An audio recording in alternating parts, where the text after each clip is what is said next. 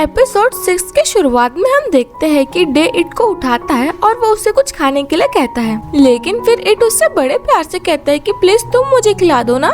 लेकिन डे उससे कहता है कि क्यों तुम्हारे पास में हाथ नहीं है, और फिर इट खाने लगता है, लेकिन वो ऐसे खाता है जैसे कि उसमें जान ही नहीं, क्योंकि ऑफकोर्स उसकी तबीयत खराब थी। और फिर इट की ऐसी हालत देख के डे भी कहता है कि चलो ठीक है, मैं ही तुम्हें खिला देता हूँ। और वैसे भी जब मेरी तबीयत खराब थी तब तुमने मेरा ध्यान रखा था, इसलिए अब मैं तुम्हारा ध्यान रख रहा हूँ। और फिर जब डे इट को खिलाता है तो फिर इट को फिर से पुरानी बातें याद आने लगती है, जिसमें इट डे को अपना ख्याल रखने के लिए बुलाता है, लेकिन तभी उसका एक्सीडेंट हो जाता है। और फिर ये बात सोच के वो रोने लगता है। और फिर इट को ऐसा रोता हुआ देख के डे कहता है कि तुम अभी रोने क्यों लग गए, मैंने क्या कर दिया अभी।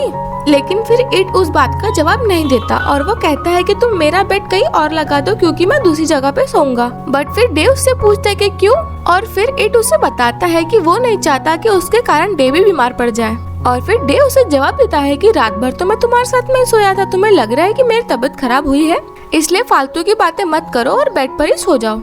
और फिर ये कह के डे वहाँ से जाने ही वाला होता है, लेकिन इट उसका हाथ पकड़ लेता है और वो उसे रोक लेता है। और फिर हम नेक्स्ट सीन में इट को देखते हैं और इट को ऐसा लग रहा होता है कि डे अभी भी उसके पास में है, लेकिन जब वो आंखें खोल के देखता है तो उसे पता चलता है कि एक्चुअली में वो डे नहीं बल्कि निक है। और फिर वो उससे उठे बरोबर डे के बारे में पूछता है और फिर निक उसे बताता है कि मुझे नहीं पता कि वो कहाँ गया है, वो तो नील के साथ में गया है बाहर। और फिर तभी नाइट भी वहाँ पे आता है और वो इट के लिए सूप लाता है। और फिर वो इट को खाने के लिए कहता है, लेकिन इट उसे मना कर देता है और कहता है कि मैंने अभी तो दोपहर में खाया था ना। और फिर नाइट उससे कहता है कि वही तो तुमने दोपहर में खाया था, लेकिन अब तो शाम हो रही है ना। लेकिन फिर भी इट उसे मना करते रहता है। और फिर तभी डे आता है और वो उससे कहता है कि तुम्हें ये खाना ही पड़ेगा, क्योंकि तुम्हें मेडिसिन भी लेनी है। लेकिन फिर निक कहता है कि अगर तुम्हें इतनी चिंता हो रही है तो फिर तुम खुद क्यों नहीं खिला देते उसे। लेकिन फिर डे कहता है कि नहीं, वो खुद खा सकता है, वो अभी बच्चा नहीं है। और फिर इट कहता है कि हाँ मैं खुद खा लूंगा, और फिर वो खाना स्टार्ट करता है, लेकिन इट मन मार के खा रहा होता है। और फिर तभी वहाँ पे नील आता है और उसके लिए ऑरेंज केक लाता है।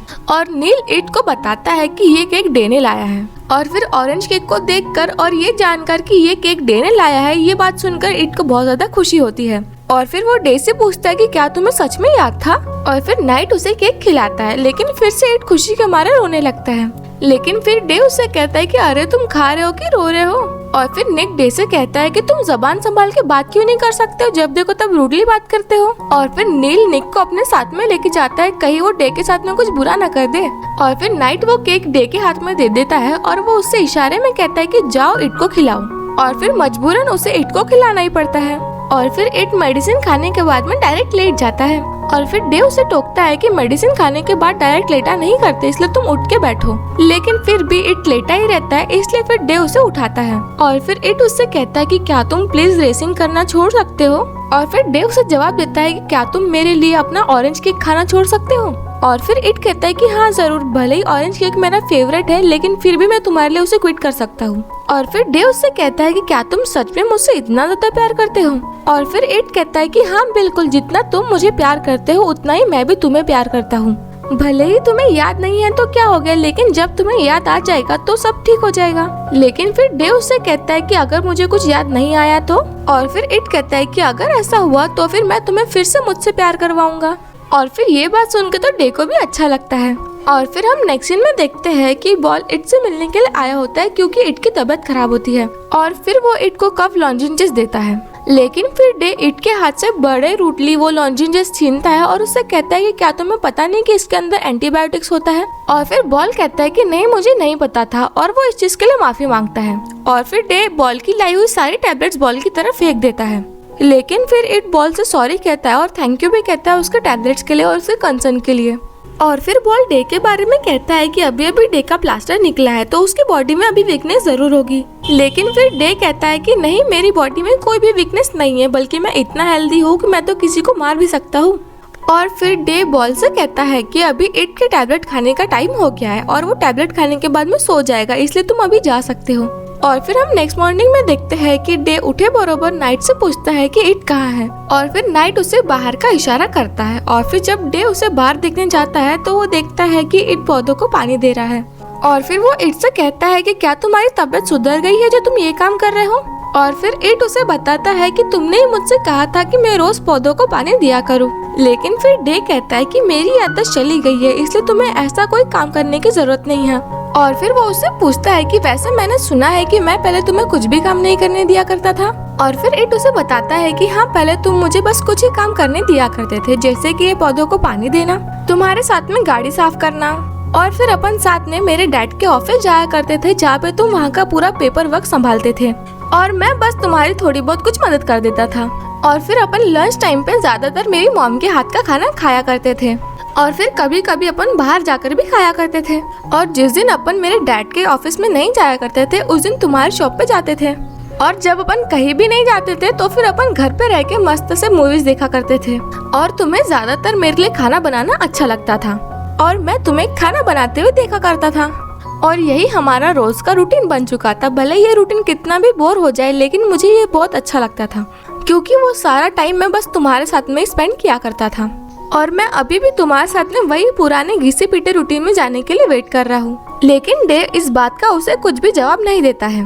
और फिर हम डायरेक्ट नेक्स्ट सीन में देखते हैं कि इट और डे कंचनापुरी आए होते हैं डे के सैलून में और आंटी बेले उन दोनों को वहाँ पर देख के खुश हो जाती है। और फिर वो अपने कॉलीग से कहती है कि आज इट और डे यहाँ पे आए हैं इसलिए अपन आज पार्टी करेंगे और वो बहुत ज्यादा एक्साइटेड हो जाती है। और फिर वो जब डे की तरफ देखती है तो फिर वो उससे घबरा कर पूछती है कि क्या आप मुझे परमिशन दे सकते हैं। बट डे कहता है कि मैंने तो कुछ कहा ही नहीं। और फिर वो उसे कहता है कि ठीक है, आज मैं भी तुम्हारे साथ में शॉपिंग पे आऊंगा।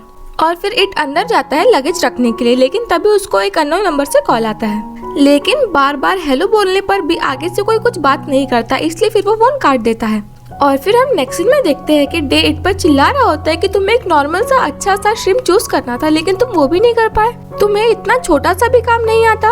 और फिर इट उसे बताता है कि मैंने ये सारी चीजें कभी की ही नहीं है, बल्कि हमेशा तुम ही ये सारे काम किया करते थे।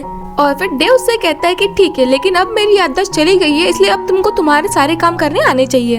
अगर किसी दिन मैं मर गया तो फिर तुम क्या भूखे रहोगे और अपने लिए कुछ भी नहीं कर पाओगे? तुम्हें सारी चीजें सीख लेनी चाहिए।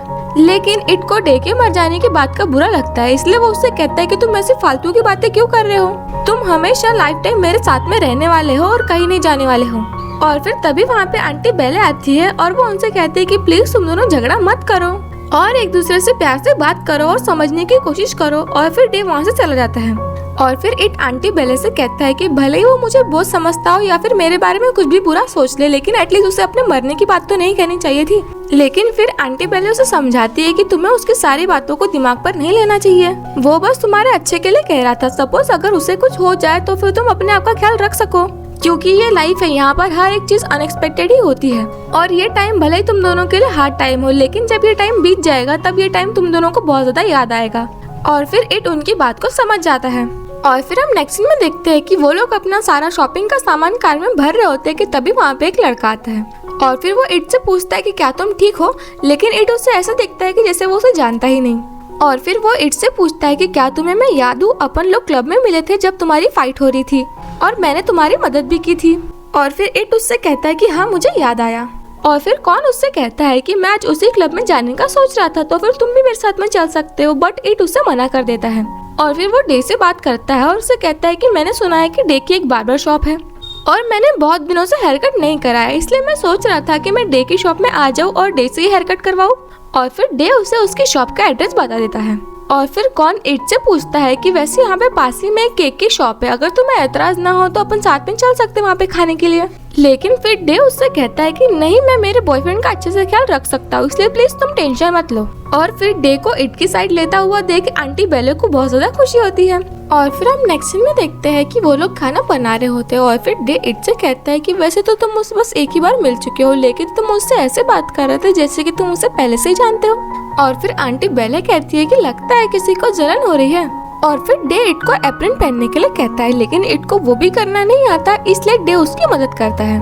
और फिर डे उससे कहता है कि क्या यार, तुम्हें इतना भी नहीं आता, पता नहीं तुम्हारा क्या होगा। और फिर वो उससे एप्रन पहनाते टाइम कहता है कि तुम मेरे लिए टोमेटोज और अनियन काट दो। और फिर उस अनियन को देखकर इट को पास्ट की बातें याद आने लगती है, जिसमें वो दोनों साथ में खाना बनाया करते थे और डे उसका ध्यान रखा करता था और साथ में थोड़ी बहुत मस्ती भी किया करते थे। और शायद यही सेम टू सेम बात डे को भी याद आती है, इसलिए उसका हेडेक होने लगता है। और फिर डे कुछ डिशेस का नाम लेने लगता है और फिर इट उससे बताता है कि ये वही डिशेस है जो तुमको मेरे लिए बनाना अच्छा लगता था।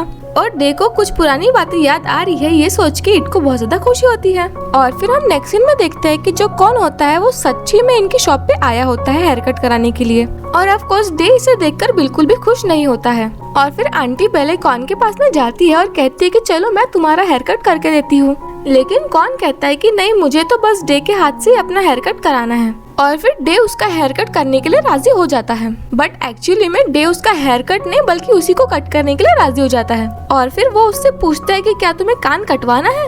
और ये बात सुन के तो थोड़ा सा कॉन को भी अजीब लगता है, लेकिन आंटी बेले आती है और उसे कहती है कि उसका मतलब ये है कि तुम्हें क्या कान तक कटवाना है। और फिर डे उससे कहता है कि वैसे अगर तुम्हारी इच्छा हो तो फिर मैं तुम्हारा पूरा कान भी काट सकता हूँ। लेकिन आंटी बेले डे को रोकती है और कहती है कि नहीं नहीं, ये तुम क्या कर रहे हो, कस्टमर हमारे लिए भगवान जैसा होता है और तुमने ही तो कहा था कि पर्सनल लाइफ और प्रोफेशनल लाइफ को अलग अलग रखना चाहिए। और फिर कौन कहता है कि अगर तुम अपने कस्टमर्स को ऐसे ट्रीट करोगे तो फिर मुझे नहीं लगता कि कोई तुम्हारी शॉप में आना पसंद करेगा। लेकिन फिर इट डे के डिफेंस में कहता है कि हमें कोई इतना परेशान भी तो नहीं करता ना। और फिर कॉन का हेयर कट होने के बाद में वो जाता है, लेकिन डे उसे रोकता है और वो उसे वार्निंग देता है कि तुम भले मेरी शॉप के बारे में कितना ही बुरा कुछ कह लो, लेकिन मेरे बॉयफ्रेंड के साथ में कुछ अगर गलत किया ना तो मुझसे बुरा कुछ नहीं होगा। और फिर कौन उससे कहता है कि क्या तुम मुझे धमकी देना चाहते हो। और फिर डे उससे कहता है कि तुम्हें जो सोचना है वो सोचो। और फिर इसी के साथ हमारा ये एपिसोड भी खत्म होता है। आइए मिलते हैं अगले एपिसोड में।